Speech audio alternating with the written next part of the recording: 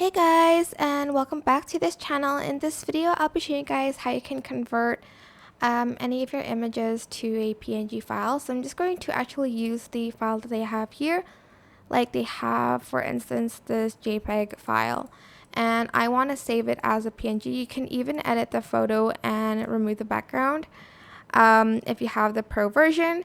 Then you're just going to select share, and here you're just going to select download, and then make sure you select transparent background if you want it to be like a transparent PNG. Then make sure you've selected the PNG file, and you can adjust the size here to whatever you want, and you're just going to going to press download, and now it's going to be a PNG file. That is it. It is super simple. I hope this tutorial was helpful for you guys. Don't forget to like, comment, share. Also subscribe to this channel if you haven't done that already.